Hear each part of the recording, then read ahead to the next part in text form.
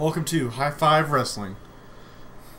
Alright, so I'm here with your NXT review for October 17th, 2012. I'm the host, the Cavalier, the YWC DW. Alright, so this was, I guess they filmed these on Wednesdays. I'm not really sure. I think it's definitely pre-recorded.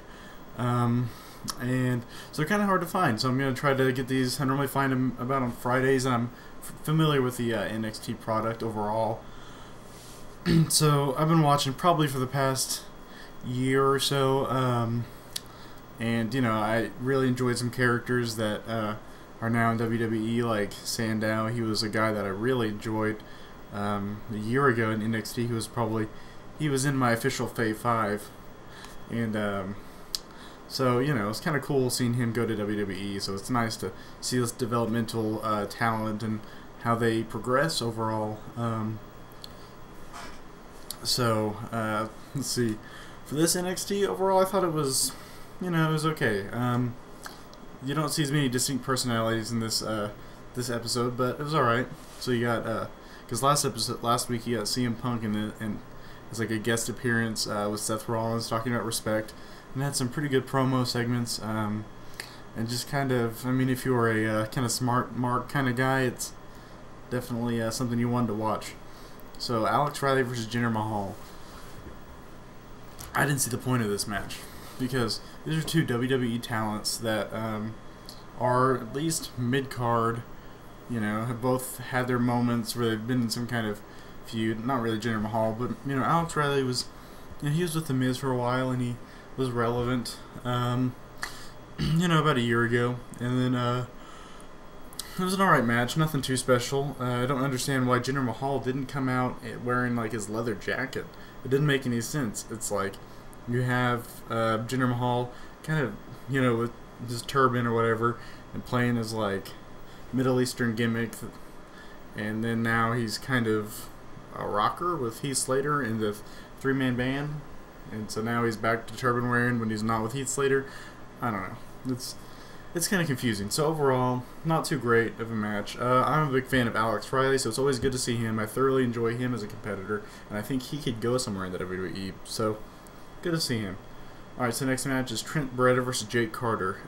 Good to see Jake Carter in a match. I don't see why Trent Beretta is being, you know, put over Jake Carter.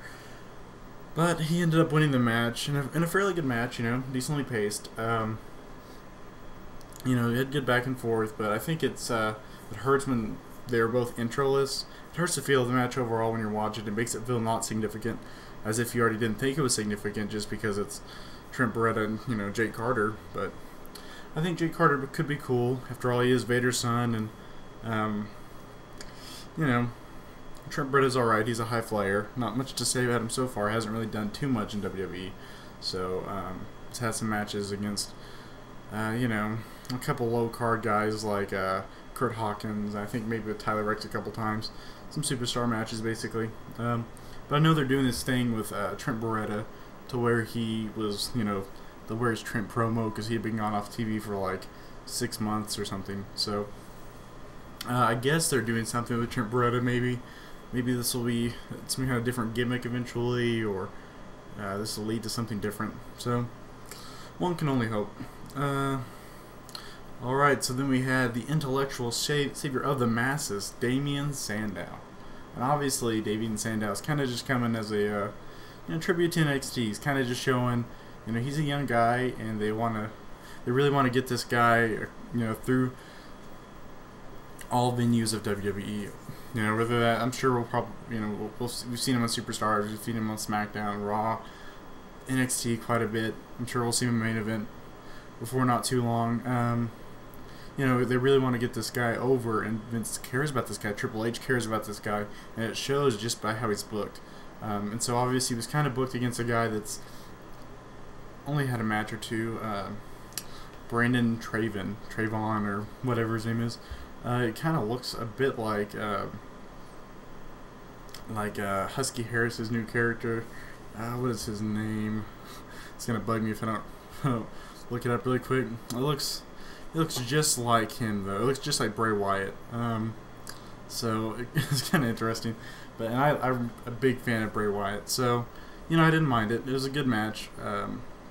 They kind of made Brandon Traven look good, so it was good to see that. I think the gimmick of he kind of just looks like a call though. They could create a character or create a wrestler on some WWE game though.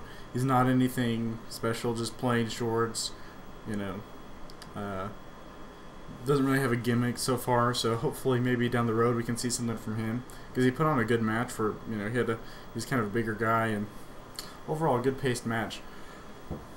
Which leads me to the Ascension and Cassius Ohno versus the Usos and Richie Steamboat. So it's kind of just some feuds that were, have culminated to this point with Cassius Ohno and Richie Steamboat mostly. This was kind of an okay match. I wasn't a big fan of it. I thought the Usos didn't really get the reaction that they normally do. I don't see the appeal of Richie Steamboat quite as much as I did with Ricky Steamboat when I first watched him. Obviously, I wasn't, a big fan of Richie Steamboat when he was first around because I just wasn't old enough. Ricky Steamboat. But Richie Steamboat is, I just don't see it. Like Ricky Steamboat, he was just this great wrestler. It's just like he was a sight to see. He was just something. He appealed to just anyone. Like he had this thing about him. Like when you watched Ricky Steamboat, you're like, man, this guy is an in-ring competitor. He knows the inside and outside of the ring. He's a ring general, and you could just tell that just as a casual fan. And he had kind of just a presence, And Richie Steamboat really needs to work on that because right now it just seems like he's he'd just be a regular guy you hang out with, and then like he tries to act mad all the time, and he's having this feud that doesn't make any sense with Cassius Ohno, aka Chris Hero, and it's alright. Chris Hero or Cassius Ohno he's good. He's definitely good on the mic. He's fun to watch, great in the ring. And so, it's going to be a good pace match. Cassius Ohno gets the upper hand whenever the tag team are doing something, and then Cassius Ohno gets the pin on Richie Steamboat. So it's kind of shifting of who gets the upper hand. So overall, it was all right. It was okay. It's continuing the good feud, but I didn't see why they didn't do anything with the reign of McGillicuddy or Seth Rollins. You didn't see any promo or anything from them, and so if you're going to continue that feud, I think we should have saw something from them. So a little bit disappointed to not see that, but overall I think it was a pretty good show. So I'm going to go ahead and give this show a letter grade from school grade A to F, and I'm going to say that this was a C show because I've seen some FCWs where they're great, just great matches, like phenomenal matches, 4-star matches right there, and great characters like Bray Wyatt coming out or Damian Sandow really haven't cut in an awesome promo, and I think that without that it's lacking quite a bit, and you didn't get to see the champion or at least the #1 contender for the NXT championship. So I think they could have done something with that.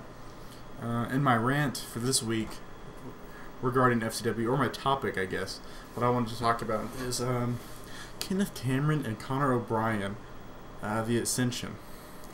What do I think of the Ascension? I really enjoy the Ascension. I think that their entrance is something that could be really great in WWE, and it could appeal to a lot of people because you haven't seen something like that really since Taker or since like the Brood. They really remind me more of the Brood in that whenever they first debut, I'm sure they're going to debut as the Ascension. But what is with the character names of Kenneth Cameron and Conor O'Brien? Who thought of these names? My problem with this is that we've kind of shifted to, obviously more of a realism era, kind of, with the PG era, which a lot, everyone calls it the PG era, but really it's kind of the realism era with gimmicks because, you don't have, aside from like CM Punk, you don't have a lot of guys that are really over that just have, some kind of, that aren't using their, like, some kind of name, alter ego or something. you know, you have all these people like John Cena, Randy Orton, you know, all your guys that are really big right now.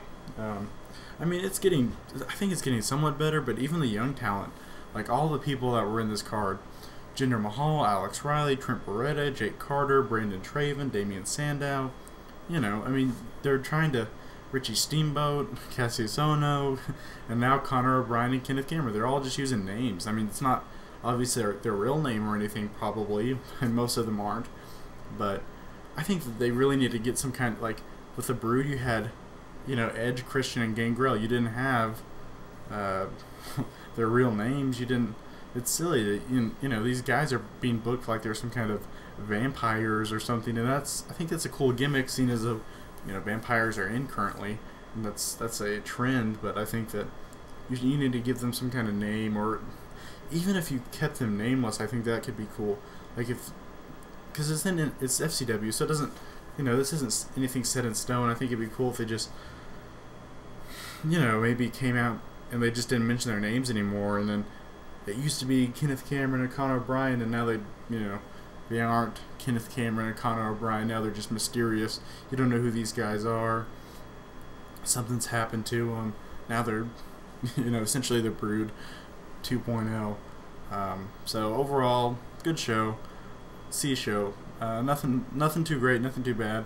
I'm looking forward to seeing my man Bray Wyatt, who's going to be a big deal in WWE one day. So much better than Husky Harris was. So that gimmick was kind of old, and so I'm looking forward to a little bit of Bray Wyatt. I know he's on injury right now, so if you guys haven't, you should start watching FCW. I don't know if this is going to pick up a lot of views, but probably should have mentioned this already. I'll put the link in the description box below for you guys to watch the video. And so yeah, thanks for watching. Comment, rate, subscribe. Please comment. Tell me what you thought of this show if you watch it. And I will high five you later.